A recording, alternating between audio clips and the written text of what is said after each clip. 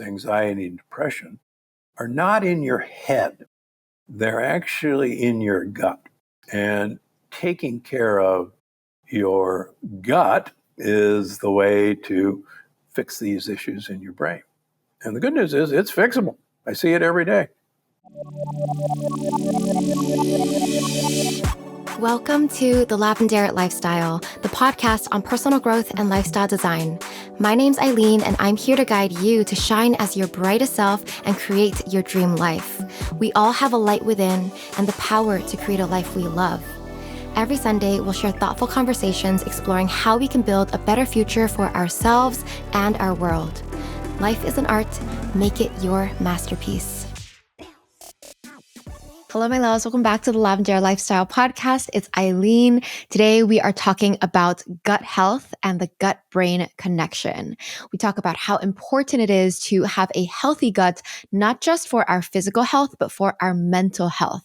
And we also talk about how various diseases are actually associated with leaky gut and how we can change our minds and our health by simply changing what we feed our guts. This one is a must listen for anyone interested in their long-term health and well-being. Our special guest today is Dr. Stephen Gundry. Stephen R. Gundry, MD, is the director of the International Heart and Lung Institute in Palm Springs, California, and the founder and director of the Center for Restorative Medicine in Palm Springs and Santa Barbara. After a distinguished surgical career as a professor and chairman of cardiothoracic surgery at Loma Linda University, Dr. Gundry changed his focus to curing modern diseases via dietary changes. He has written more than 300 articles published in peer-reviewed journals on using diet and supplements to eliminate heart disease, diabetes, autoimmune disease, and multiple other diseases. Hello, Dr. Gundry. Welcome to the show. Let's start off with your story. You've had such a remarkable career. You were in heart surgery. Now you're a best-selling nutrition expert. What was the turning point that shifted your focus from surgery to nutrition? Well, about actually 30 years ago now, I was chairman and professor of cardiothoracic surgery at Loma Linda University here in Southern California, and famous for doing baby heart transplants with my partner, Leonard Bailey, famous for operating on people who had no other options. And I met a gentleman who I call Big Ed in all my books, who was a 48-year-old gentleman from Miami, Florida, with inoperable coronary artery disease. What does that mean? There were so many blockages in his heart blood vessels that you couldn't put stents in them. You couldn't do a bypass because there wasn't any place to land the bypass because it was all clogged up. And he, like many other people, would go around the country with his video of his coronary arteries, of cardiac catheterization, looking for idiot surgeons like me to operate on him. And he spent 6 months going to the usual centers, and usually one of the places that people would end up was at Loma Linda in front of me. And so he had gone to 5 different places, and everybody turned him down. They said, there's nothing we can do for you. And so he arrives after about 6 months of this experience, carrying his angiogram. And I looked at his angiogram and I said, everybody's right. There's nothing I can do for you. I'd love to help you, but they're all right. And he says, well, wait a minute. He says, look, it's been 6 months. I've been on a diet and I've lost 45 pounds in 6 months. And I go, well, good for you. Now, he was still 265 pounds when I met him, Big Ed. And I said, good for you for losing weight, but that's not going to do anything in here. And he says, well, I've also been to a health food store and I've been taking all these supplements. And he literally brought in a big shopping bag full of supplements. And I said, well, I know what you did with that. You made expensive urine, which is what I firmly believed back then. And he said, well, look, I've come all this way. Why don't we get another angiogram? Why don't we do another cardiac catheterization? Maybe something will happen. And I'm, scratching my professor beard, and I go, don't get your hopes up. So, but we do. In 6 months' time, this guy has cleaned out 50% of the blockages in his coronary arteries, Wow. which, until I saw that, was firmly believed that was impossible. But there I am looking at. So, to make a long story short, I go, good news. There are places that we can do bypasses on. So I actually did a 5-vessel bypass, and it went fine. But afterwards, because I'm a researcher, I said, hey, tell me about this diet you're on and let me look at all those supplements. So he starts telling me about this diet. And I go, wait a minute, this is really interesting, because my undergraduate years were at Yale back in the dark ages. And back in those days, we were allowed to design our own major, kind of like a master's thesis, and defend our thesis. And so my major was, I wanted to look at what prehistoric men ate that took a great ape and evolved them into a human being. And I looked at the environmental factors and the food factors, and I wrote a thesis that this is how we became a human being, and I got an honors for it, and I gave it to my parents and went off to become a famous heart surgeon. So as he's telling me of this diet, I said, holy cow, that's my thesis at Yale. This is what ancient, man ate. And then I said, let me look at those supplements. And I was also famous for protecting the heart during heart surgery or during heart transplantation by putting a lot of funny chemicals, for lack of a better word, into the veins and arteries of the heart to protect it. And I'm looking through Big Ed's supplements, and a lot of these I was actually dissolving in the solution that we would put down to protect the heart. It never occurred to me to swallow them. So why it's poignant is that I was 70 pounds overweight, despite running 30 miles a week, going to the gym 1 hour a day, eating a healthy, low-fat diet because I'm a heart surgeon. And so I called up my parents, who live in San Diego, and said, hey, do you still have my thesis? And they said, oh, yeah, it's here in the shrine and next to the eternal flame. And I said, well, send it up to me. So I put myself on my thesis, and I started taking a bunch of supplements. And I lost 50 pounds my first year, and subsequently another 20, and I've kept it off for 30 years now. And so I was so impressed. I mean, I had high blood pressure, that went away. I had pre-diabetes, that went away. I had migraine headaches. I do not recommend doing baby heart transplants with a migraine headache. I had such bad arthritis in my knees that I wore braces on my knees to run. And, I was just told, well, you're getting old. And it all went away. And so I started putting my patients that I operated on my program so that they could avoid me in the future. And as the year went on, these patients' diabetes went away, or their arthritis went away, or we had to lower their blood pressure medications. Their cholesterol numbers changed. And so after about a year of this at Loma Linda, I realized that I've got it kind of wrong. I shouldn't operate on patients and then teach them how to avoid me in the future. I should teach them how to eat in the first place and probably never have to operate on them, which is a really dumb idea if you're a heart surgeon. Because that's your job. And so that's the shift. Yeah, so I resigned my position at the top of my career. Wow, that's huge. I know, as my wife reminded me for many, many years, what a stupid idiot. And so I went out to Palm Springs, which is nearby Loma Linda, and set up a clinic where I basically said, hey, I want you to eat certain foods. I don't want you to eat certain foods. I want to run blood tests on you every 3 months, which insurance will pay for. I want you to go to a health food store, Costco or Trader Joe's, and buy supplements. There wasn't Amazon back then. And let's see what happens. And people said, yeah, okay. So that's how all this started. But as my wife reminds me, it's really dumb to try to make a living teaching people how to eat because, but that's what I did. And that's how we started. I love that you committed to it and it's become what it is now, because I'm sure at the time it's like, why would you go from heart surgeon to this? But it makes a lot of sense. It also shows that you genuinely care about people more than you care about the job and the prestige. And that's amazing. My question is, after you wrote your thesis, you didn't believe in it enough to follow it, or did you just forget about it? I wanted to go to medical school.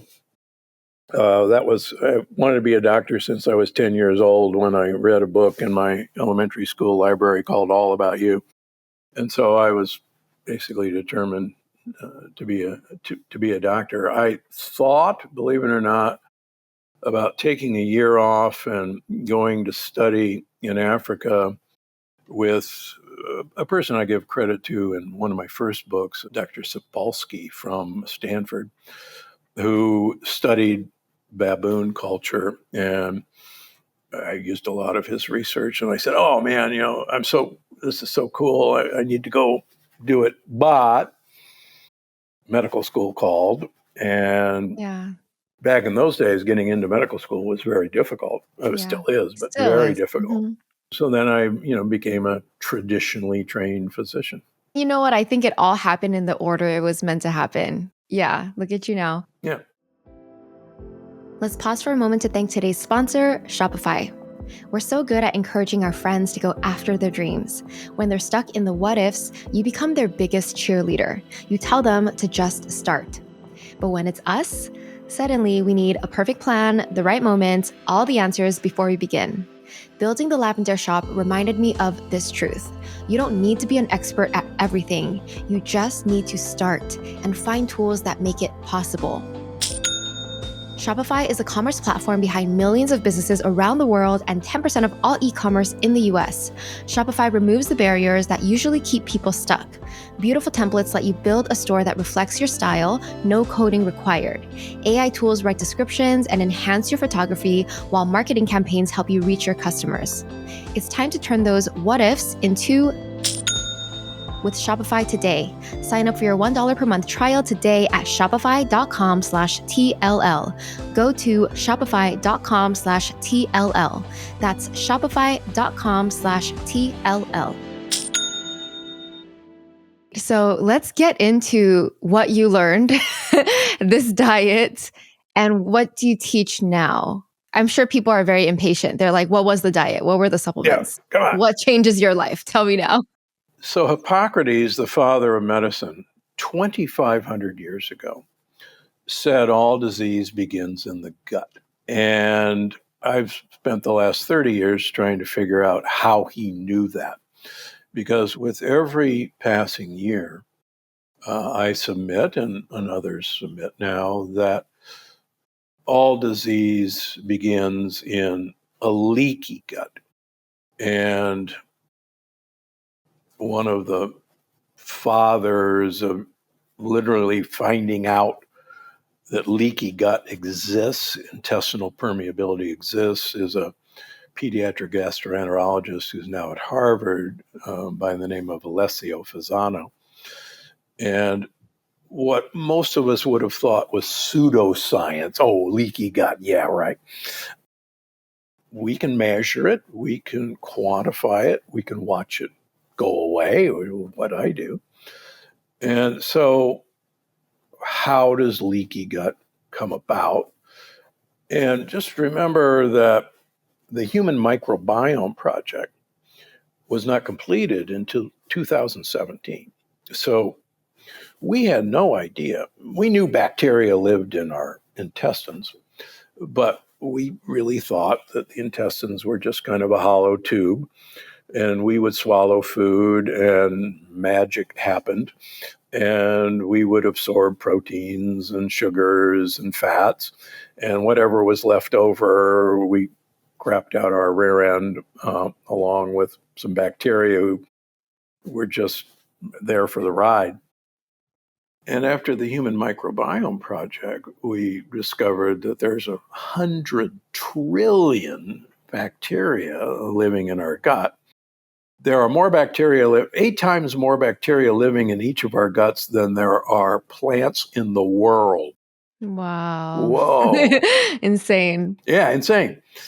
And little did we know that the lining of our intestines is only one cell thick. It's thinner than a human hair. That's it. That's Just it. One cell thick. oh my gosh. And the surface of our intestines is at least 1 or 2 tennis courts. So when everybody's watching the BNP Paribas from Indian Wells in March, imagine that there's at least a tennis court of surface area in all of us. And the only thing keeping everything we eat and all those bacteria away from us is 1 cell thickness. And 80% of all of our white blood cells, our immune cells, live on the other side of the gut because mischief can come across. And that's where they want it. They want to be the first to get these invaders. So once we had all that, and once we had a way to measure people's leaky guts, and we could find that with intervening with food choices, with supplement choices, with fermented foods and probiotics, that we could actually measure these changes. About 80% of my practice is patients with autoimmune diseases, like Hashimoto's thyroiditis, psoriasis, ulcerative colitis, Crohn's disease, lupus, everything you see on TV every night. All these happy people dancing around with autoimmune diseases that they're taking an immunosuppressant drug for. And whenever I see these people, I ran the transplant immunology lab at Loma Linda, where we learned how the immune system worked and how to fool it. So whenever I see a patient with an autoimmune disease on 1 or 2 immunosuppressant drugs, my first question to them is, well, wait a minute, you don't have a heart transplant, you don't have a kidney transplant, you don't have a liver transplant. What are you doing on an immunosuppressant drug? And they go, what? And I said, these were designed to fool the immune system.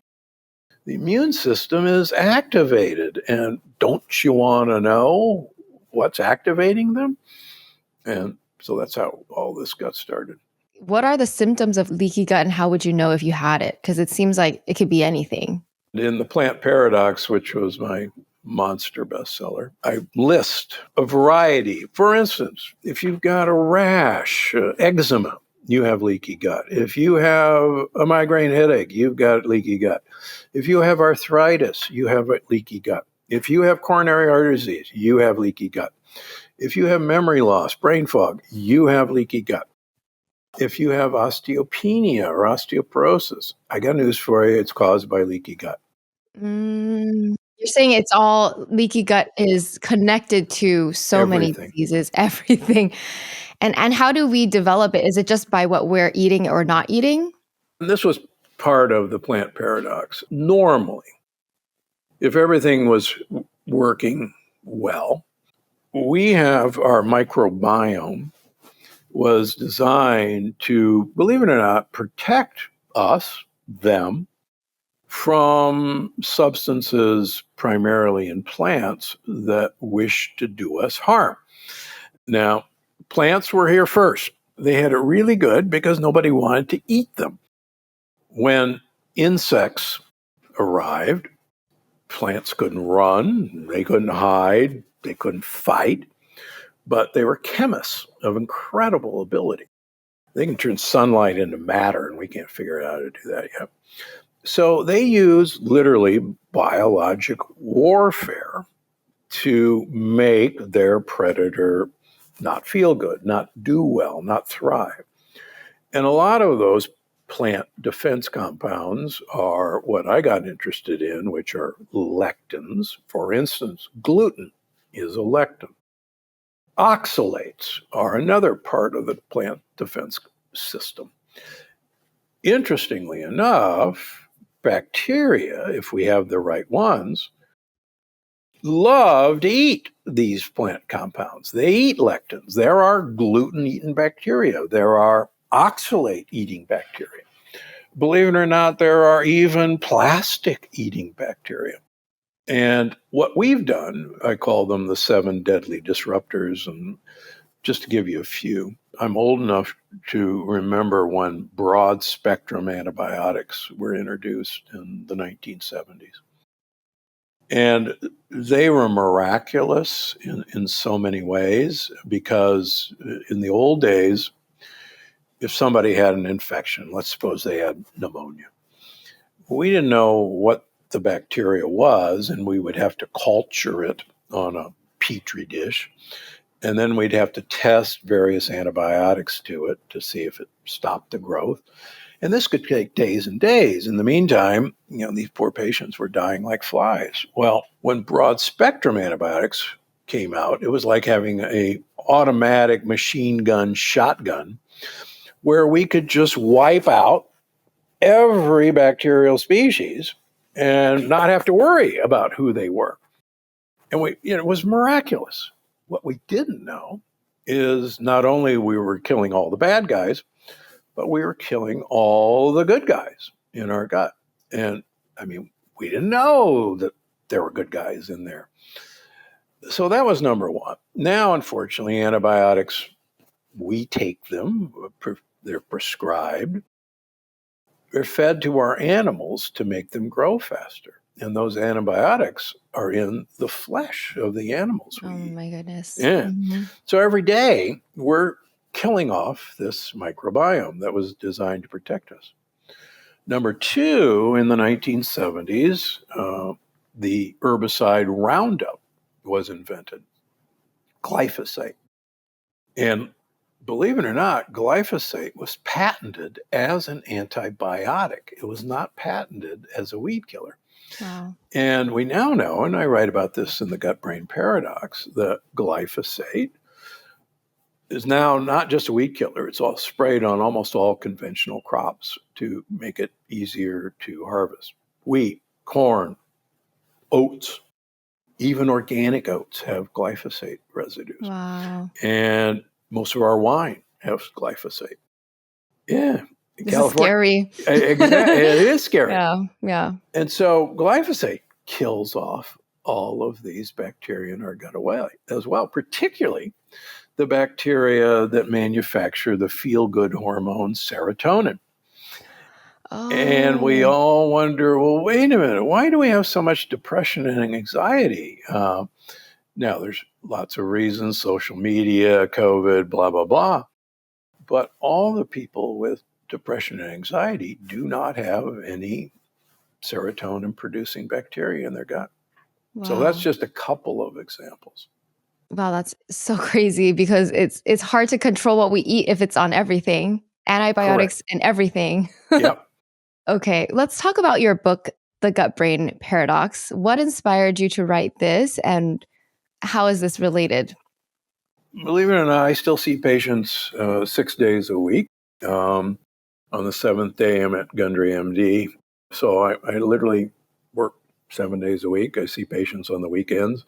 I was a little late this morning because I just finished with a patient, and I'll see a patient as soon as we finish. But anyhow, when I first started this 30 years ago, a lot of my patients were women would bring their men, their husbands in, or their significant other, for me to fix them. Because they were usually overweight, and they usually had heart disease, and they usually had pre-diabetes or diabetes. And I always felt that this was a participation sport. So I would ask the wife to also become a participant. Let's get your blood work. Mm-hmm. And invariably, many of these thin women would be on one or two antidepressants or anti-anxiety medications. And many of them were on thyroid medications, as an example. And these were the healthy ones. And I'm going, well, what are you doing on an antidepressant? Oh, if you were married to my husband, you'd know why I was on an antidepressant. That was usually their favorite line. Mm-hmm. But it was a very persistent pattern. So when we started them on this program to help their husbands out, one of the initial comments after 3 months, 6 months, they'd come in and say, you're not going to believe this. I've been, weaning myself off of my antidepressants because I don't need them anymore. And I'm going, yeah, well, I wonder why that is. Because again, this was before the Human Microbiome Project. What we now know is, and I talk about in the gut-brain paradox, that these individuals have literally wiped out all of the happy hormones that's normally produced in the gut. And just to backtrack for a second, we used to think serotonin was produced in the brain. And all of these antidepressants, for the most part, are what are called serotonin reuptake inhibitors, SSRIs. The theory was that you swallow this pill. Serotonin is normally broken down by an enzyme in our brain. These drugs would block that enzyme so that serotonin would always be there. That sounds great. But if that's how they worked, then you and I could pop a Prozac right now, and within a matter of hours, you and I would be giddy with laughter because we're so happy. And yet we know from patient experience that it takes at least a month to actually see a difference in depression or anxiety from taking these drugs. A month, not overnight. So that prompted, once we realized that serotonin wasn't produced in the brain, well, where's serotonin coming from? The next step before the Human Microbiome Project was, well, it's coming from the nerves in the gut. They're making serotonin. And we talked about the gut-brain connection, or the gut-brain axis, or the second brain, which is all the nerve cells in the gut.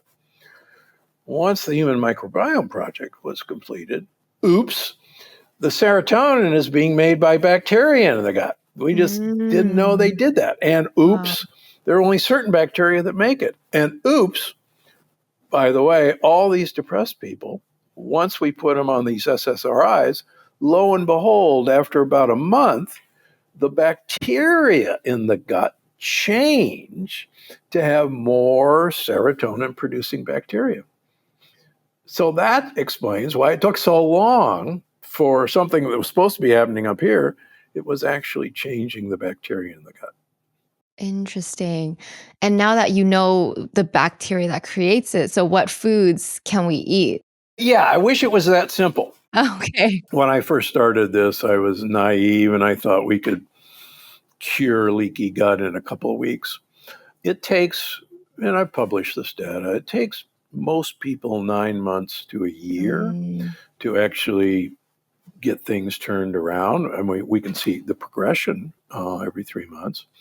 But it takes a much longer time than I anticipated and others anticipated. But to answer your question, there are now 3 classes of biotics that we talk about. Most people now understand probiotics, friendly bacteria. And unfortunately, most probiotics that we get in, say, yogurt or sauerkraut, they're killed by gastric acid and never make it to where they're supposed to go. Let's suppose they do make it to where they're supposed to go, and most of these bacteria live in our colon, our large intestine. They have to have foods that they like to eat. And in general, these are prebiotic fiber. And there's a difference between soluble fiber and insoluble fiber, and time permitting, we can get into that. But they like soluble fiber, but not so fast.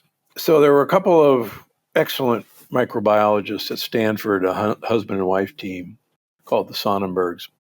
So the Sonnenbergs took a bunch of volunteers and they say, wow, if we give these people lots of prebiotic fiber, and they used a really good one called inulin, I'll bet you that we'll see a lot more friendly bacteria in the gut, and we'll probably see that inflammation markers from inflammation from leaky gut go down. So they gave them all this stuff, and lo and behold, nothing changed. And they go, well, what the heck? We're giving these guys what they want to eat. What's missing? They said, well, wait a minute. We probably should give them postbiotics too. And you go, postbiotics? What the heck is that? Well, postbiotics are these compounds that are produced by the fermentation of fibers. For instance, yogurts have postbiotics. Wine has postbiotics. Believe it or not, coffee has postbiotics, and good news, extra dark chocolate has postbiotics. So they repeated the experiment, and this time, in addition to the inulin, they gave them fermented foods, primarily yogurts and kefirs. And lo and behold, their good bacteria got a whole lot more diverse, and the inflammation markers went down. So now we know that, yeah, you got to have probiotics, you got to have friendly bacteria. Yeah, you got to give them what they want to eat, but you got to give them the fertilizer to make it all happen. And when you look at traditional cultures that have thrived for a very long time, what's unique about these cultures is they all eat one form or another of fermented foods. And it's the fermentation process that people use to actually preserve foods, to make foods edible, to, believe it or not, break down lectins. Fermentation eats lectins. That was kind of the missing link in all this. So you're saying if you eat fermented foods, you get all of those, the pre, probiotic, postbiotic? Correct. I Correct. see. Is there anything else that we need to know about what we eat then? Yeah, I think the other thing that's really interesting is that we can have a really good gut microbiome, which is hard to do. We can now measure who's living in there, how many of these guys are living in there, but it takes a while to give them what they want to eat, to get the bad guys to leave. But these lectins, these plant proteins, I call them razor blades because they literally are like cutting the wall of the gut. That's actually how they work. So I tell my patients, look, I can heal your leaky gut. I can give you supplements to do that. We can give you fermented foods, but if you keep swallowing razor blades, they'll just slice it right back open again. Yeah. In fact, I'll give you an example. A patient who I just saw had rheumatoid arthritis and also Hashimoto's thyroiditis, and she had very leaky gut. And I hadn't seen her in about a year. There were circumstances in her life. So I just saw her after a year, which is unusual. But in that year's time, she had gone from absolutely intact wall of her gut. Her Hashimoto's thyroiditis markers were in remission. Her rheumatoid arthritis markers were in remission. They're gone. And then this time, both her leaky gut markers are positive. Her rheumatoid arthritis marker is positive, and her Hashimoto's marker is positive. And I said, what the heck have you been doing? And she begins to tell me what's gone wrong in her life. And she had kind of fallen into the trap because she wanted comfort foods. She was eating, sourdough bread because that's safe. And no, it's not. Sorry. It's not. Oh, no. No, sourdough does not actually break gluten down. Sorry, doesn't. And she had been, having more comfort-like foods, and she had been dining out a lot more. And she had noticed, actually, this past fall, that her joints were bothering her. And she said, I just kind of chalked that up. And sure enough, I said, well, your joints were bothering you because your rheumatoid arthritis is active again. So long story short, we got to get back to, quote, not cheating.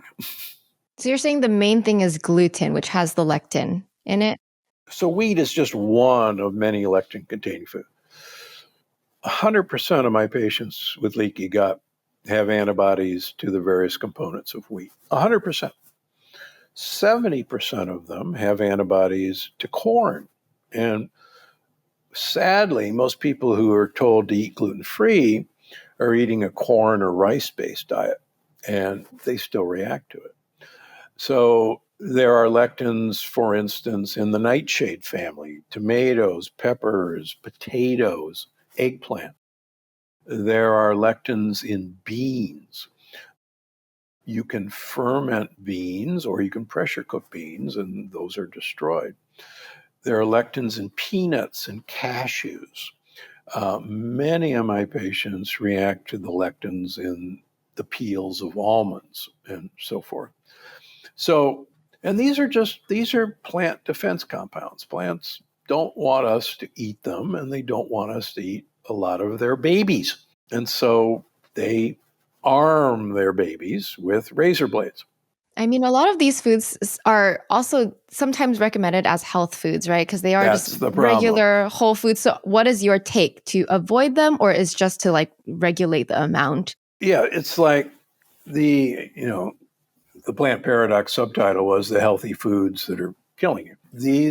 Most cultures have always figured out a way to detoxify these plant compounds, either through fermentation or, for instance, corn, of course, came from Central and South America, and the ancient Indians always treated their corn by boiling it in lime juice or lye, a process called mictonization that took the hull off of corn and made it much safer to eat. Pozole is hull-less corn that's been treated this way.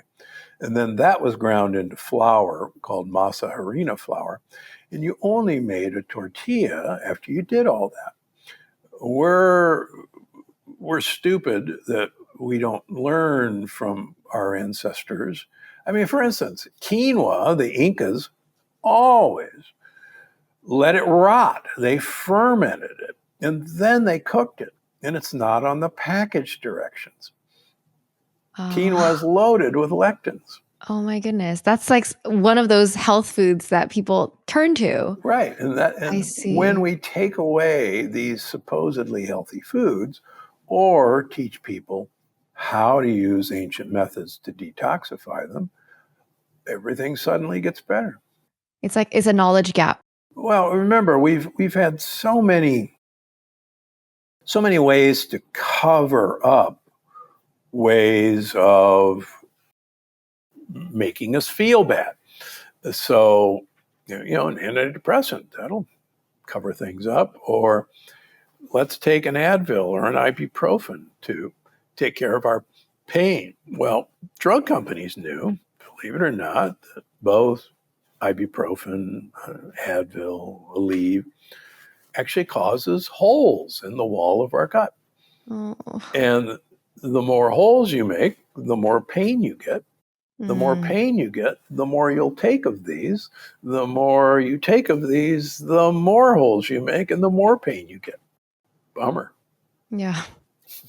You wouldn't believe the number of athletes that I treat who had a sports injury, who were put on these NSAIDs, these non-steroidal anti-inflammatory drugs, and then somehow out of the blue, they developed an autoimmune disease like lupus, like Crohn's. And they Yeah. go, what the heck? I was a Yeah. perfectly normal person. And it was because of that. Tell us more about the steps it takes to heal from, like, if you have leaky gut or something serious. Is it just about diet? What else plays into it? Well, one of the things that is critically important is almost all Americans are extremely low in vitamin D. Only 20% of Southern Californians have a normal vitamin D level. And people go, wait a minute, you guys all live in Southern California. It's always sunny, except for the last couple of weeks. What's the deal with that? Well, we're always trying to protect ourselves from the sun. We wear long sleeves. We slather sunscreen all over us. And we don't absorb vitamin D from the sunlight. Even if we don't use those things, we develop a tan. And once you develop a tan, you stop absorbing vitamin D. So vitamin D is essential for repairing the wall of our gut. It's essential to have what's called a diverse microbiome.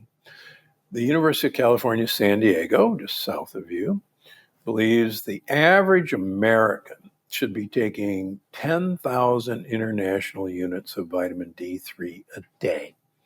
And I certainly agree with that. I have never seen vitamin D toxicity. They've not seen vitamin D toxicity even at 40,000 international units a day. So, and all of my patients with autoimmune disease have low levels of vitamin D. And so that's one thing that literally everybody can do. I'm going to be seeing a new patient this afternoon who has Hashimoto's thyroiditis, which is an epidemic in this country. And she has a vitamin D level of 18. Now, in my clinic, a bare minimum for vitamin D is 100 to 150 nanograms per milliliter. And she's at 18. And her doctors haven't told her she needs vitamin D. Oops. And they're busy treating her Hashimoto's with drugs. See. Yeah. Okay. So vitamin D is really critically important. People go, oh, but my doctor, I had a vitamin D level of 80 and he told me it was dangerous. No, that's maybe adequate, but it's not enough to keep most people out of mischief. Now, I like to make people's mind blown. If I feel like I'm coming down with something, I will take 150,000 international units of vitamin D3 3 days in a row. So basically, I'm taking 500,000 international units of vitamin D3, and I'm not dead yet. Now, I'm not saying everybody should do that when they get a cold.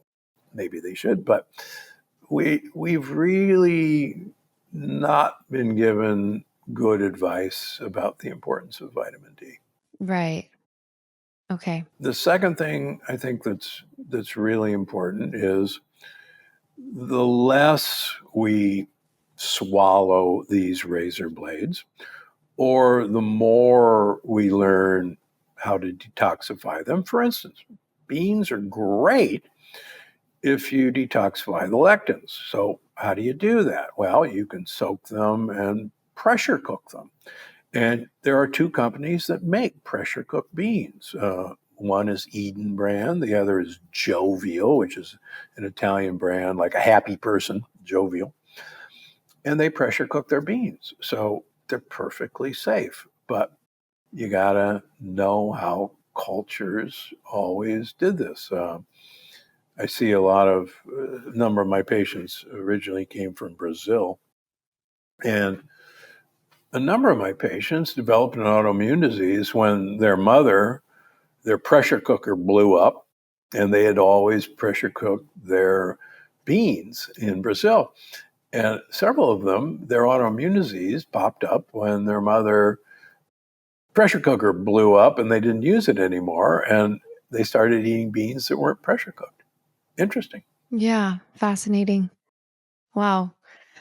Okay, tell us more about the gut brain connection, how it influences our mood and mental health, because I think that's a big topic, especially for my audience. Sometimes we want to be in a better mood, we want to have better mental health, and we don't realize it's our gut affecting that. No, that's true. And, women, and I have two daughters and a wife and some female dogs. So women, you guys do have a much better gut instinct than we do, men. And you are in touch with your gut feelings. And we now know that this is actually a communication system where the gut microbiome literally, because we can now measure these things, send text messages to your brain about how things are going down in the engine room, if you will. Right. And we now know if you have leaky gut, the immune system in the gut has friends up in your brain, they're called microglia, that they go, oh my gosh, we're being overrun down here in the gut. There's a bunch of bad guys coming through the wall of the gut. We're having trouble holding them off, and we're almost certain they're on the way up to you. So fortify yourselves, get yourself armed with a Kevlar vest and an AK-47, and protect the neurons, surround the neurons, don't let anything happen to them. And we can measure this with inflammation in the brain. And lo and behold, all this brain fog that now is rampant, all this, depression is actually from signals coming from the gut to the brain that there's lots of bad things coming your way, and get in your safe room and don't let anything in here. And Interesting. it's amazing. One of the first things that happens when people work on their gut rather than their brain is, like my patients, hey, it's funny, I don't need these antidepressants anymore. And I write about this in the book. It's like, weird, I've been on them for 20 years and I don't need them anymore. And then they go, wow, does my brain work better? Wow. Yeah. So you're saying inflammation is due to the gut, and it's just trying to protect you from whatever. Yeah, it's called neuroinflammation. And one of the things that shouldn't have surprised us, but we can now measure leaky brain. Your brain has a protective barrier called the blood-brain barrier that really tries to keep almost everything except nutrients out of the brain. And we now know that most people who have leaky gut have leaky brain. And all of these mischievous particles, even literally bacterial particles, can get into the brain.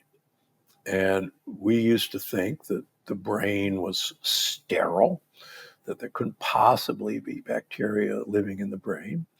And yet, as I talk about in the book, people with leaky gut and with depression or anxiety have a lot more bacteria in their brain. That's scary. And they're not supposed to be there. Yeah, No. you're not supposed to have any bacteria in the brain.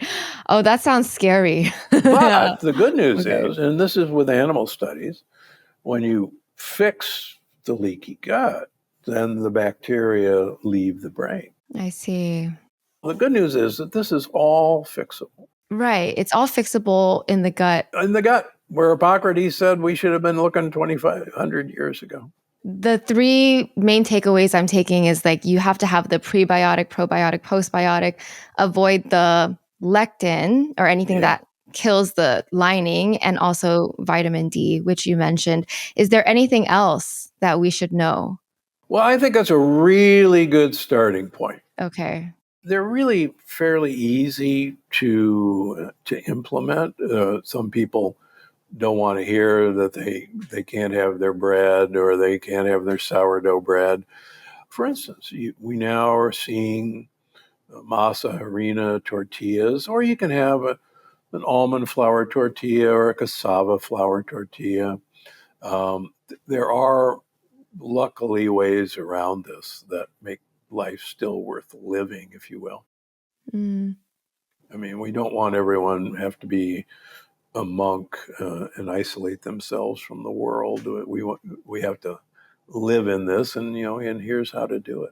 Something else I'm curious about is you mentioned how our gut tells us what to eat in terms of cravings and sometimes bad habits and cravings, addictions as well. So can you talk a little bit about that? There's essentially two types of bacteria in our gut.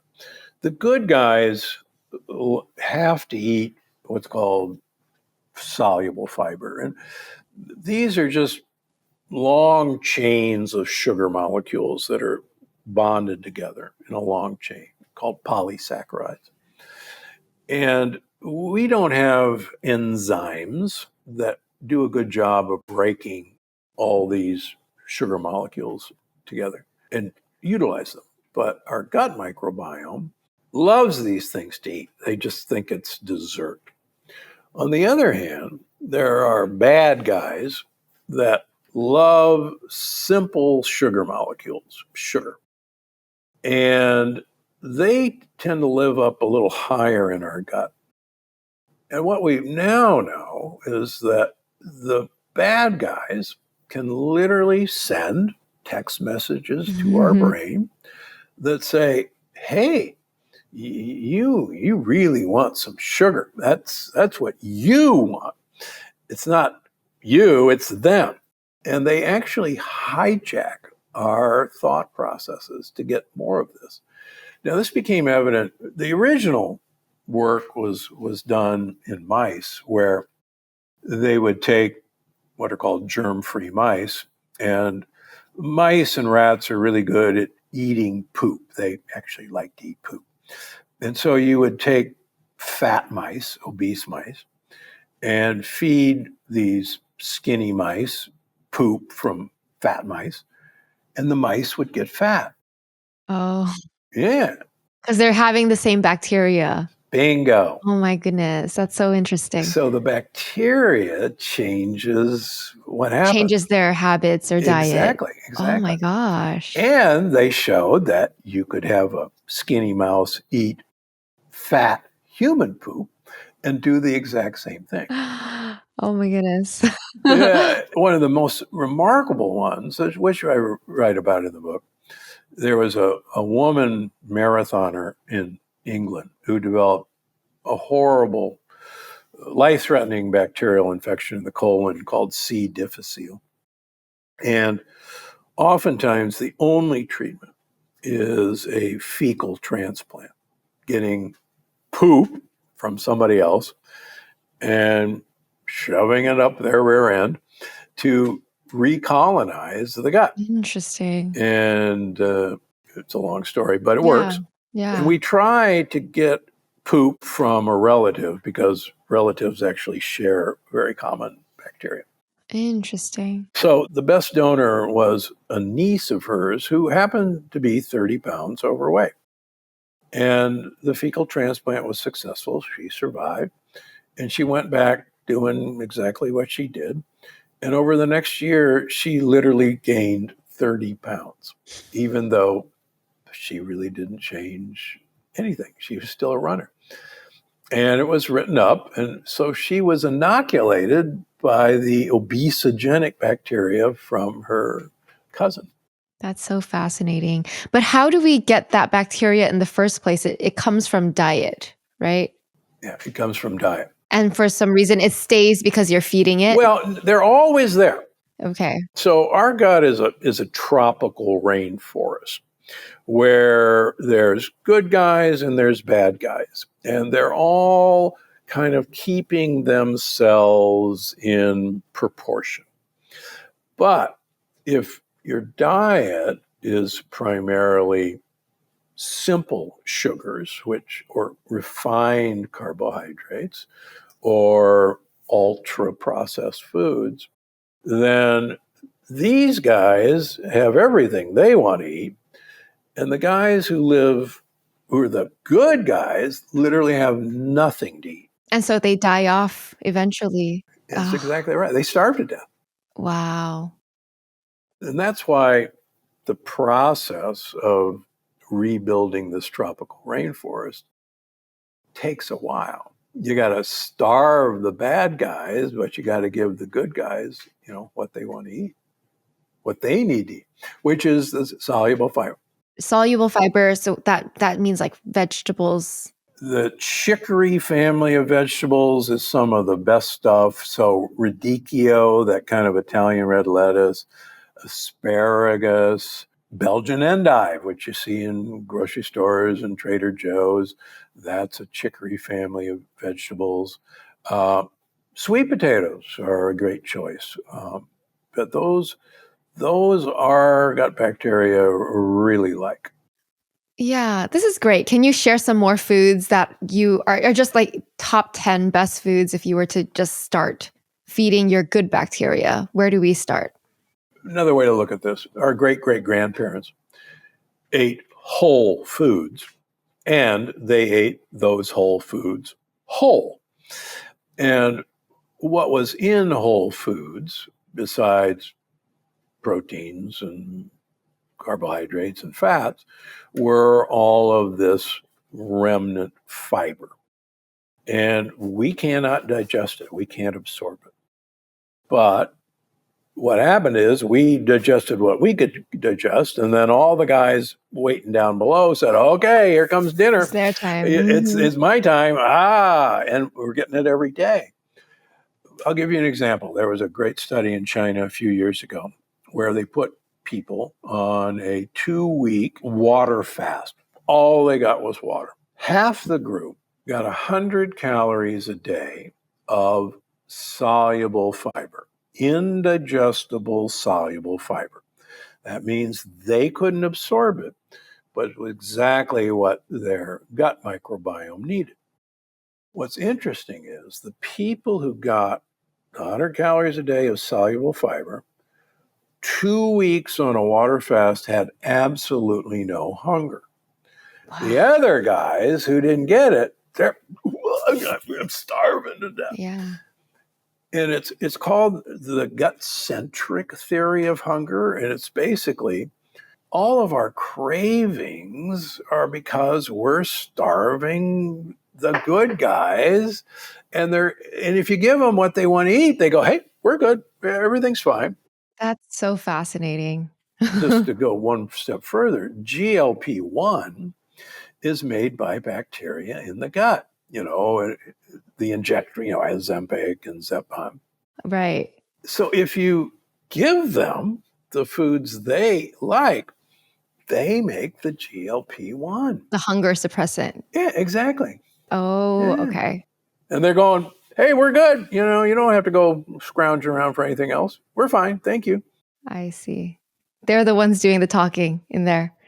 Years ago, I usually am on the faculty or presenting paper at one of the major microbiome meetings in Paris. And years ago, before this all was worked out, the organizer, Marvin Eddies, said the bacteria are talking to the brain.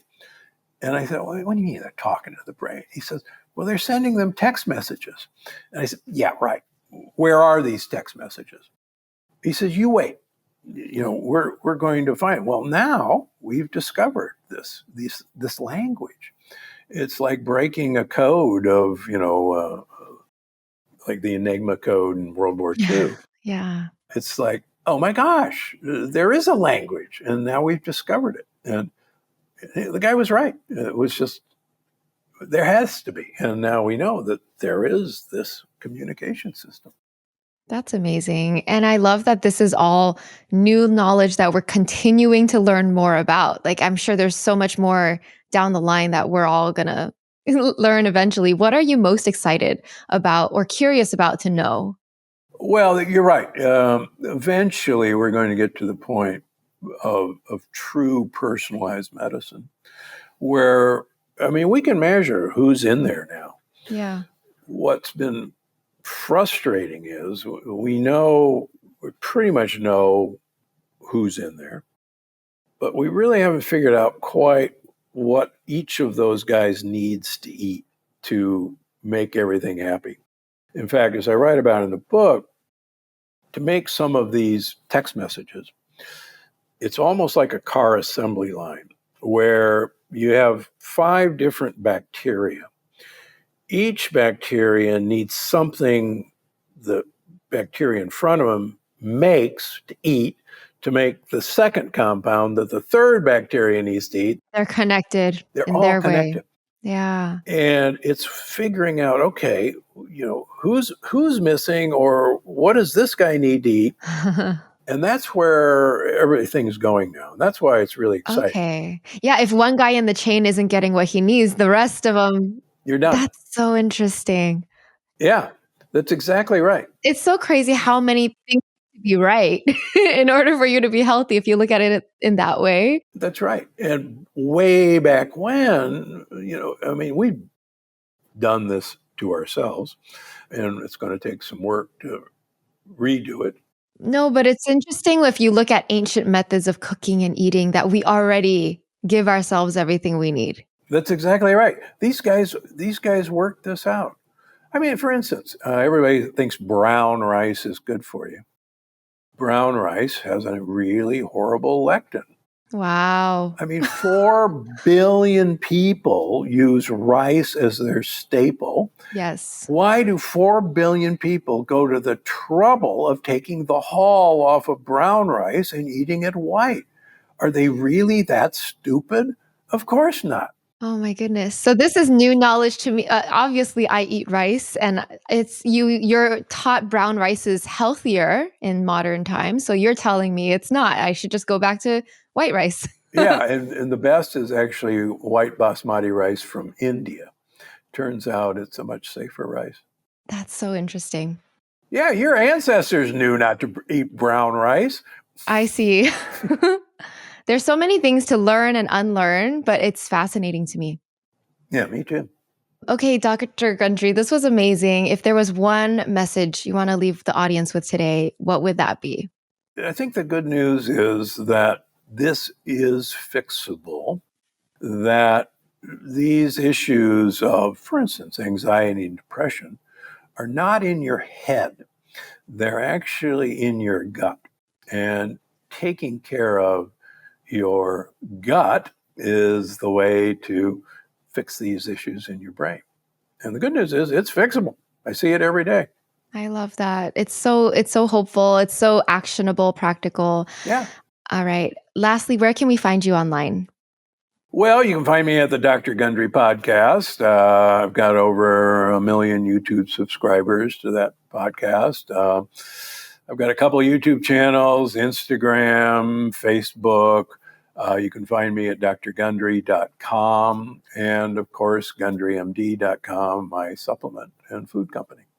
Amazing. Thank you so much for being here, for your work. You're doing such great things for people. This information is so important. So thank you.